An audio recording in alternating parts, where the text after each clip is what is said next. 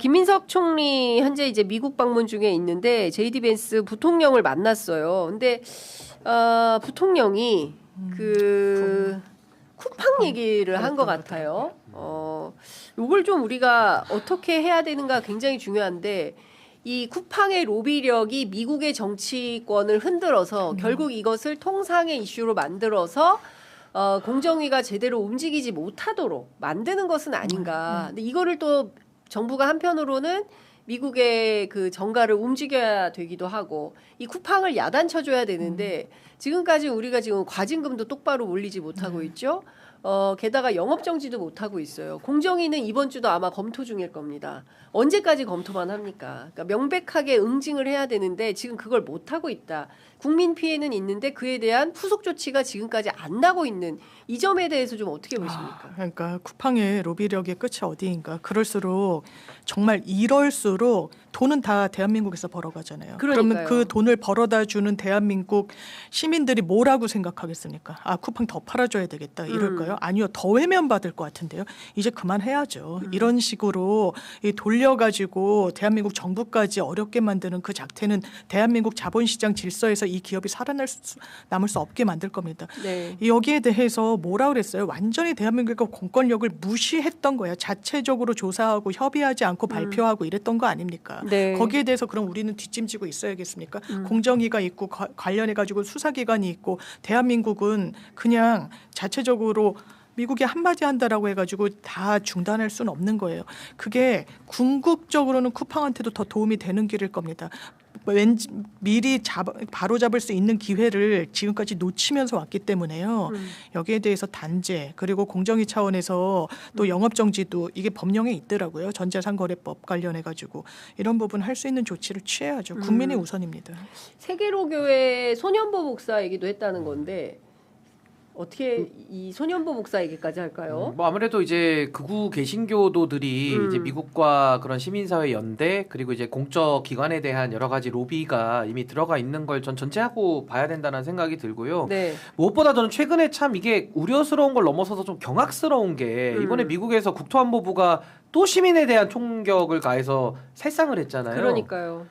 저는 이게 지금 끔찍합니다. 미국이 그러니까 국토안보부라고 하는 미국의 부서입니다. 연방 정부의 부서가 지금 이런 식의 트럼프 추종적인 태도를 보이고 있기 때문에 저는 지금 미국의 정부 관료들이 상당한 저는 정상 궤도에서는 일탈되어 있다는 생각이 들어요. 그래서 이런 식의 예측 불가능성을 가지고 우리가 미국을 상대해야 되기 때문에 전 정부의 저는 많은 고민이 있을 거라는 생각은 듭니다만은 어둠의 시대, 네. 불확실성의 시대일 때 우리가 생존하는 방법은요. 더 원칙을 지키는 거예요.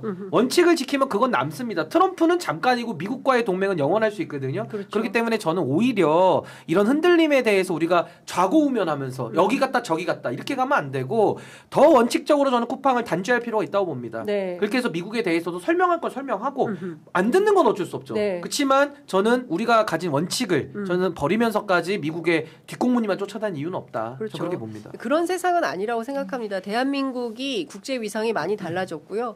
이번에 저희가 중국, 일본 대통령 순방을 수행하면서 함께 취재해 본 결과 과거하고 너무나 다른 위상을 현장에서 느낀다.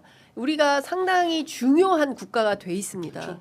예, 그렇기 때문에 필요가 없어요. 우리가 할 말은 하고 그렇죠. 요구할 것은 분명히 요구하고 또 우리가 해야 되는 국제사회 역할은 하면서 이 존중받으면서 국제 질서에 우리가 같이 역할을 해야 된다라는 말씀을 좀 드리고 저도 한 말씀만 보태면요. 지금 이 규범적 질서가 무너지면 우리한테는 피해가 오거든요. 네. 전 대한민국의 그 성장의 근본을 가지고 저는 이제 선도적 중견국의 위치에서 이런 다자주의 규범의 질서를 또 회복하는 노력 이걸 저는 또 우리가 외교적인 노력을 해야 된다고 봅니다. 그렇습니다.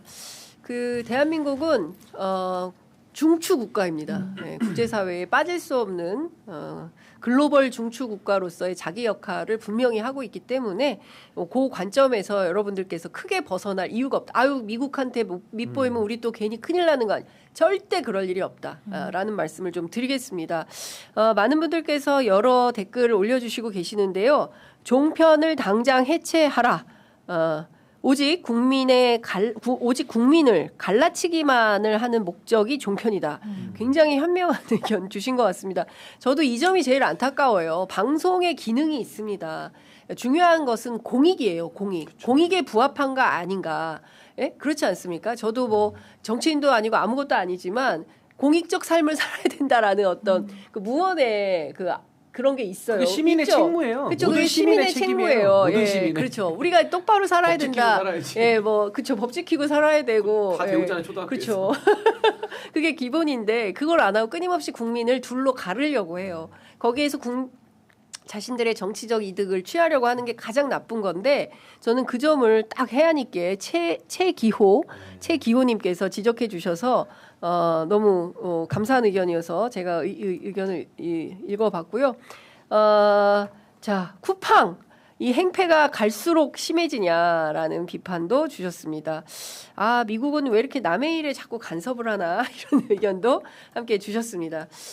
소중한 의견들 저희들이 잘 담아서 귀담아 듣고 또 현장에서 열심히 취재해서 내일 아침 더 빛나는 보도로 여러분들 찾아뵙도록 하겠습니다. 자, 두 분 말씀은 여기서까지 듣도록 하겠습니다. 고맙습니다. 네, 감사합니다. 감사합니다.